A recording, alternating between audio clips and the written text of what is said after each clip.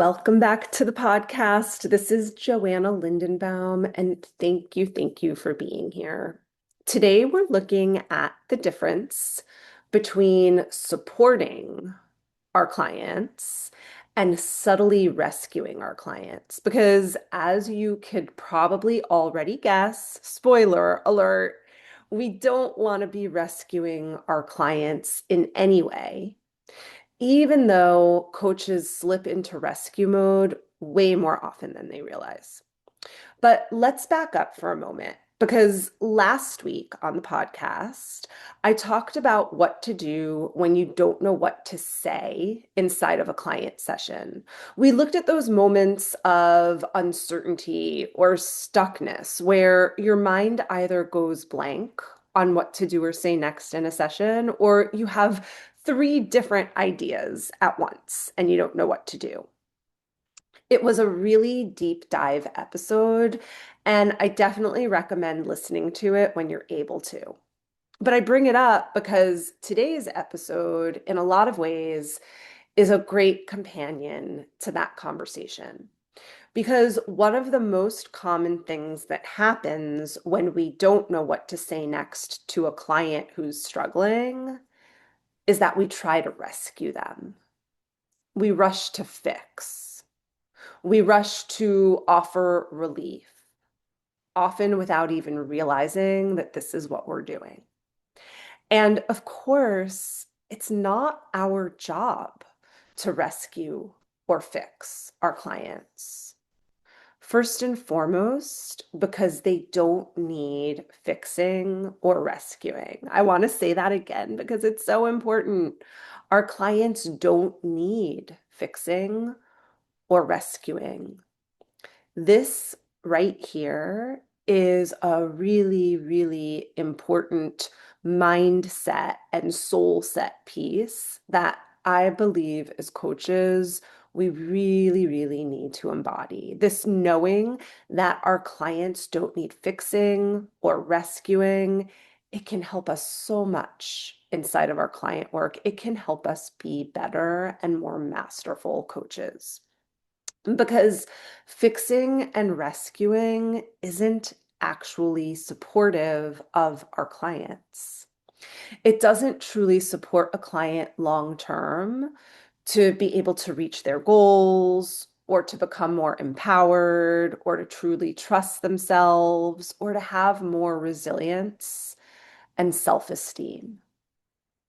Now, what I've noticed is that even when coaches and practitioners know this intellectually, know that it's not our job to fix or rescue, that it's not supportive, they can still fall into the trap of moving into rescue mode, whether it's inside of a client session or in emails or interactions in between sessions. And also, it can be really, really subtle when we do rush to rescue mode, almost non-detectable sometimes. That's how tricky it can be. And by the way, no pedestal or myth or perfection over here. I've been there myself more than once. This is also something that surfaces often when I support the coaches that I train inside of Sacred Depths. When we look at their client case studies, we can see this subtle difference between the supporting and the rescuing. We really work on it a lot. So today, for our podcast, I want to explore this very important and very nuanced topic, the difference between truly supporting your clients and subtly rescuing them. So let's dive in. And first, I want to say this clearly. If you've ever rescued a client, welcome to being human. And as we take a look in this episode at what's going on when rescuing happens, and if you notice that you've been doing some of this in your client sessions, please, please, please don't start beating yourself up. Nothing I ever share is for the purpose of you judging yourself or feeling bad. We're already doing enough of this, right? Judging ourselves and feeling bad. I'm sharing all of this to create awareness, to co-create awareness with you so that should you choose to tweak some of the things that you've been doing, you have the awareness and you have ideas and you have options. All of this is in service of not only becoming a better and better coach, but also in service of your own self-love. So, rescuing does not mean that you're a bad coach. If you've done it, doesn't mean you're a bad coach. It doesn't mean that you lack skill or depth. It actually usually means that you care very deeply. And in fact, rescuing is especially common among coaches and practitioners who are empathetic, conscientious, invested in their clients' growth, and genuinely wanting to be of service. And I know that if you're listening to this podcast, I have just described you. That's one of the things I love about my students in Sacred Depths, as well as in my other coach trainings. And it's one of the things I love about the coaches who listen to this podcast. You care deeply. You are so committed to supporting your clients and to the results that they want to create. Same with me. That's why I'm in it.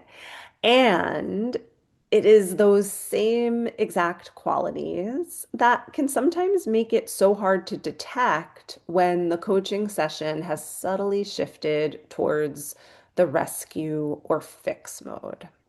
Okay, so let's make this very concrete. I want to give you some examples. Here are some common moments when rescuing in a client session tends to happen. Number one, maybe a client is clearly disappointed in themselves, in their progress, in their life. And then you, as the coach, quickly reframe to help the client see the positive. That could be rescuing. Here's another example. Your client is feeling stuck and they say, I just don't know what to do. And then you immediately offer options, next step actions, or advice. That's probably rescuing. Give you another couple of examples. You've got a client who is sitting in shame or self-judgment, and then you just rush to reassure them that they're doing great, everything's okay, right? Probably rescuing. And here's one more example. You've got a client who is in pain or grief or uncertainty, and then you subtly steer the conversation towards insight or action in order to relieve the heaviness. Any of these scenarios, all of these scenarios, can look like good coaching.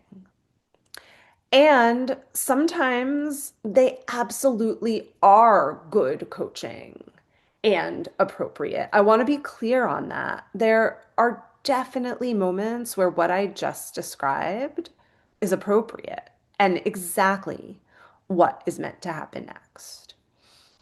But that being said, often when these things happen, they're driven by something happening inside of the practitioner, inside of the coach.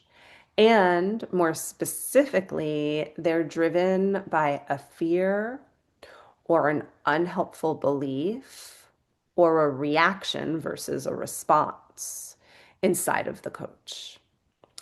And when any of these actions are coming from a place of fear or worry or discomfort inside of you, the coach, That's when you know you've moved into rescuing territory and that you're not leading your client or the session in the most supportive ways.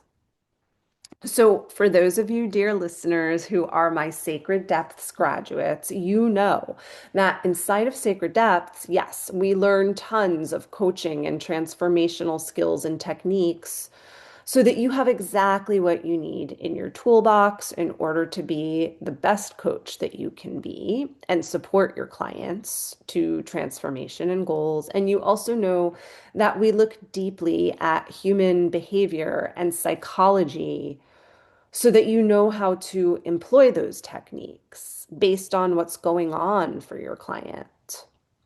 But inside of Sacred Depths, you know, we also place a lot of emphasis on your inner world, on the inner world of the practitioner, of the coach. We look deeply so that you can be aware of and understand your own fears, your own trauma responses, your own limiting beliefs, and your own reactions inside of your coaching containers. Because it's not only the mastering of the transformational techniques that allows you to be an extraordinary coach. Another huge piece to being extraordinary is what we call inside of Sacred Depths, your energetics. The energy and beliefs inside of the coach, because energy follows energy. So when your energetics are off, when you're coming from a place of fear, you're not going to be able to clearly see the most supportive and aligned actions to take inside of your sessions. Your internal state shapes the session even more than your words do. So, all of this is definitely the case when it comes to rescuing. So, I want to take a look at what's happening inside of you, inside of the coach, when you might move into rescuing. What's really driving the rescuing? So, a bunch of things could be happening. I'm going to share them and see if any of these relate to you. We tend to move into rescuing a client, when we feel uncomfortable with a client's pain, or when we feel pressure to deliver, like, let me just deliver right away something useful. We might slip into rescue mode when we're worried that we're not being effective or being a good enough coach.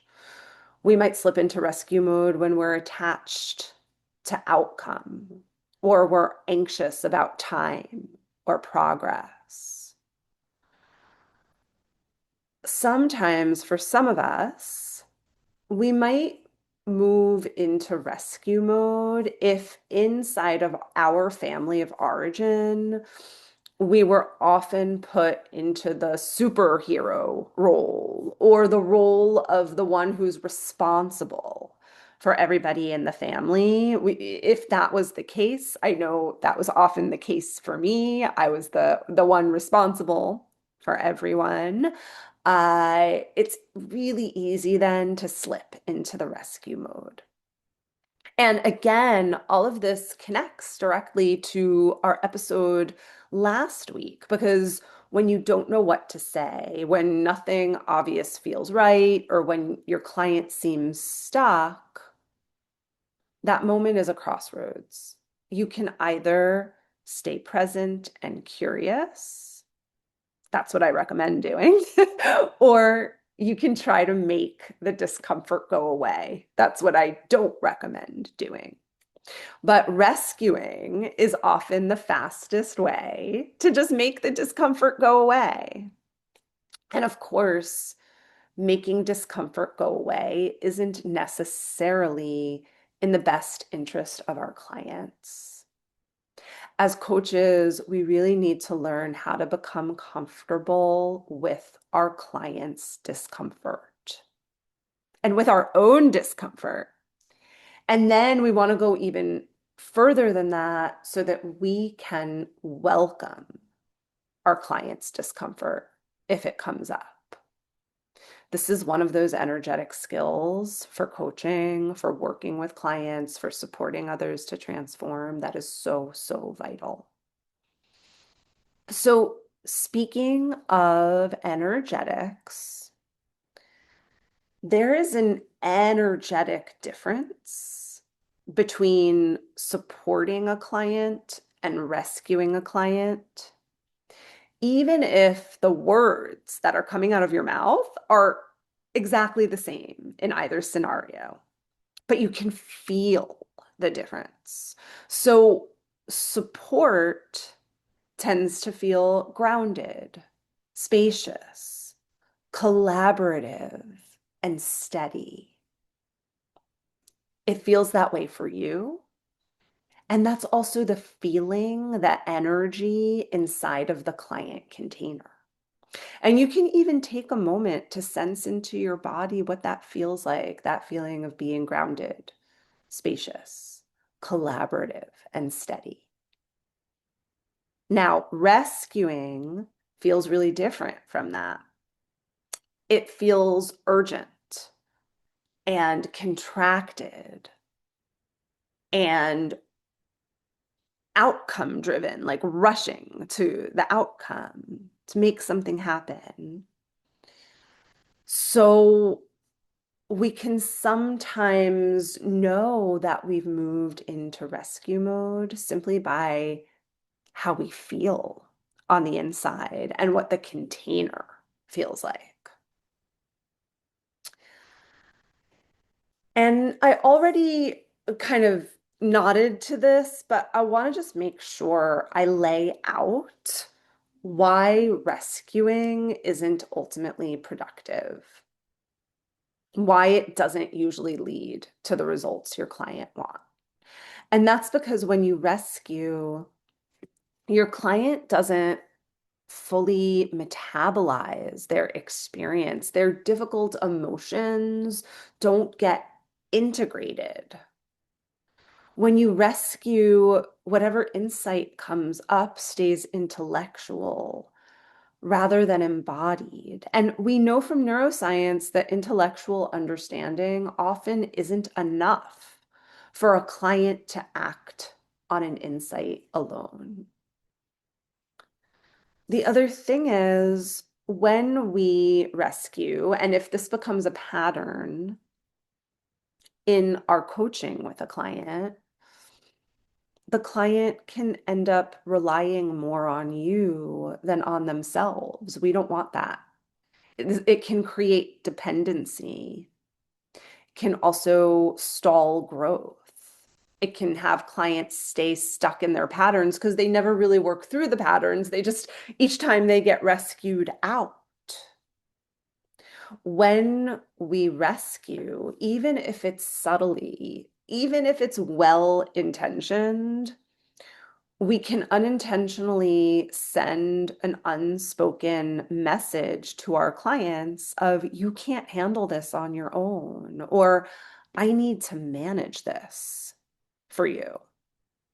That is not helpful. That is not helpful for confidence, for self-trust, for any of the things. Rescuing might create temporary relief in a session, sure, but it often delays the real transformation. And the truth is that rescuing often doesn't even create temporary relief because it doesn't truly address your client's needs at the moment. It addresses your needs. It addresses your discomfort. It addresses your feeling of not being good enough in the moment, et cetera, et cetera, et cetera. Rescuing really bypasses our clients most of the time. But when we can support our clients, that's when we can help build their capacity. And I'll share, if you've been listening to this podcast for a while, if you've been inside of my programs, you know that I am a parent. I have two daughters. One is now 17, which I can't believe, and my younger daughter is 12. And if you know me, you know that I take my parenting really seriously. I work at it because I'm so deeply invested in raising empowered and responsible humans who trust themselves, who know that they can get through tough moments and disappointments in life, et cetera, et cetera. And I bring this up because so often I can't help but see the similarities between coaching clients and parenting. Now, of course, there are, of course, a lot of differences between coaching clients and parenting my children, but there also happens to be a lot of similarities. And I've actually learned a lot over the years about good parenting from being a coach for so long. So I bring this up because I think it really applies to what we've been discussing. Just like we don't want to rescue our clients because it sends the message of you can't handle this on your own. Same with parenting if you're a parent, right? I can't tell you how many times one of my girls have been in a situation where all I've wanted to do is swoop in, take my daughter into my arms and just make it all better for her. Just rescue her. Just make the problem or the pain or the disappointment just go away. And yeah, there are moments where it is appropriate to do that as a parent, some moments. But in general, I really need to watch myself with this. Because for as much as that's the instinct to swoop in and rescue, I also know that my job isn't to rescue my kiddo for the most part, but instead to really hold the space to help her get regulated or to help her process her emotions or to help her find her resilience so she can get through the tough moment, etc., etc. This is what's ultimately going to support my daughters to be empowered and resilient humans who trust themselves, who have capacity, who know how to get through life. So I share that because sometimes, if we can see it through this parenting context, it's easier to also see it through the client context. So let me give you a little bit more of a detailed example of how all of this might look inside of a client session. I want you to kind of have a really clear picture so that you can apply some of this right away. So let's say you have a client who is frustrated and discouraged, and they say something like, I feel like I keep ending up in the same place over and over again, no matter how much work I do. So, a rescuing response in that moment, it might sound like quick suggesting a new strategy, or quick trying to reframe how your client feels, or rushing to celebrate all of the things that are actually going well. Now, of course, there is definitely a time and a place for each of those things that I just mentioned. And at some point, likely each of those things will happen inside of the client session, but not at first. Because most likely, each of those things that I just mentioned are bypassing mechanisms, are rescuing mechanisms if you rush to them too soon. And like we said, especially if you rush to them because of your own discomfort or fear of inadequacy or need for the session to look a certain way, et cetera, et cetera. So instead of doing all of those things, here's what you might want to consider instead. Slowing down. Slow down. Even just taking that pause, taking the beat, it can help you reset your energetics so that you can shift from the need to rescue to a more grounded place to support. You might want to consider acknowledging and honoring the pain or the disappointment of the realization that your client just shared, that they feel like they're in the same place over and over again. Help them honor that pain. Get curious then, maybe, about what feels most alive or tender for them. Maybe ask a question that invites your client's agency. But overall, please trust that your client has the capacity to be with their experience and let things unfold rather than force them. So again, whereas rescue mode says, I don't think you can handle this. Support says, I trust you to be in this. You can handle this. And that's really where we want our sessions and our relationships with our clients to be. Now, important note here, none of this works if you, as the coach, aren't regulated. So, like I mentioned earlier, one of the most important pieces of this conversation and of all of coaching, no matter what the situation is with your client, is your energetics, is the state, the perspective, the ideas, the feeling that you bring to your client sessions. So if you go into a session rushed or dysregulated or anxious about results, you'll slip into rescue mode way more easily. You're not going to be in your grounded best self. And when you're not in your grounded best self, it's way easier to slip into your own fears and your own trauma responses and then have them hijack you or the coaching session.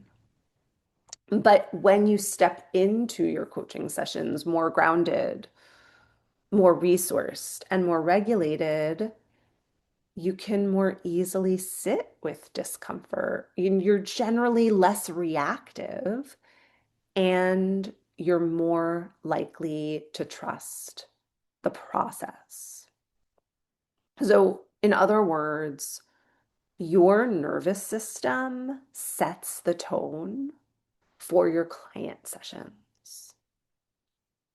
This is about your body.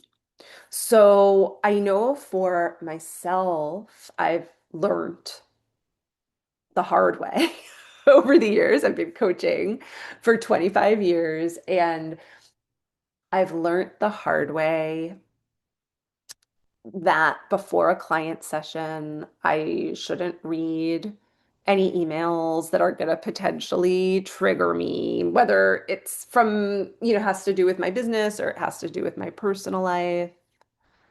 I've learned that before client sessions, I need to take a few breaths, get really set and grounded, etc., etc.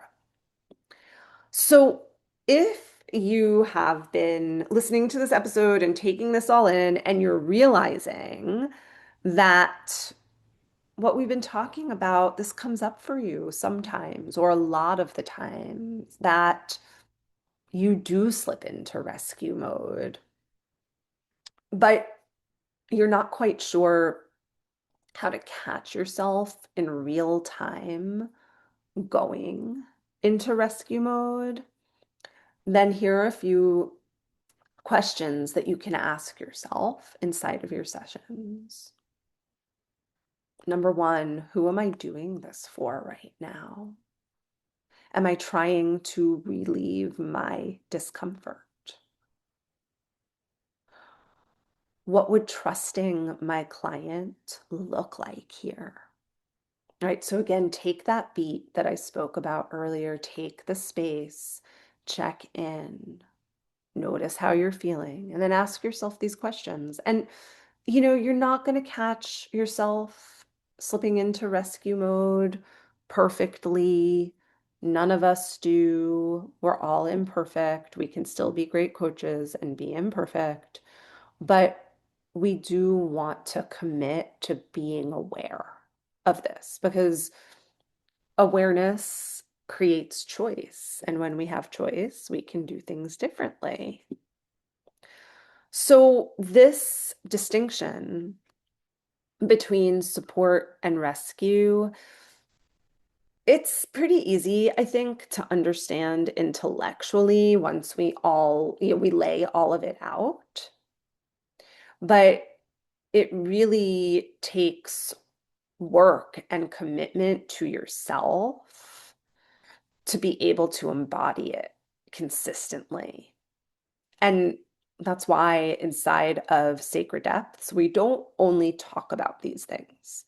We slow them down, we practice them, we refine them. And of course, we work deeply and somatically on all of our own fears and reactions and trauma responses as coaches so that we don't bring them to our client sessions, to our coaching sessions. So I want to close with this. We have all rescued clients at one time or another, and we probably will again. Again, the goal is not perfection. The goal is never perfection. There's no such thing as perfection. The goal is to get better and better at it. And what I can tell you is that the more you trust your clients to be with their experience, the more that they will trust themselves. And that is truly where the real depth, where real transformation lives. If you loved today's episode, then there is a big chance that you would also love and value the Sacred Depths Transformational Practitioner Training. In Sacred Depths, we get to all of the nooks and the crannies of how to be an exceptional coach or an exceptional transformational practitioner. We learn how to go deep with our clients. We learn how to do somatic work with fear and resistance and unhelpful beliefs, and we learn so much more. The next cohort doesn't begin until the beginning of April, but for folks who have been waiting and wanting to step in, they're doing that right now quietly through the back door because we have early bird rates. So I'll drop a link to Sacred Depths in the show notes so you can check it out. And if you loved today's episode, if you found it valuable, would you do me a couple of favors? So, first of all, if you are listening on a podcast platform, would you give us a 5-star review? It really, really helps. I'm trying to get the word out to as many coaches who need the podcast. If you loved the episode, would you also tell your friends about it? And I'd love to hear from you. I want to hear how this podcast is impacting and what you're taking, and also what you want to be hearing from me. So drop me an email or a DM. Let me know what you loved about this episode, what you learned from this episode, what questions you have for me. I read every single email and DM personally, and I respond personally as well. Again, thank you so much for devoting some of your precious time today to this episode and to your coaching practice and to becoming more extraordinary. I don't take it for granted that you are here and listening, and I appreciate you very much.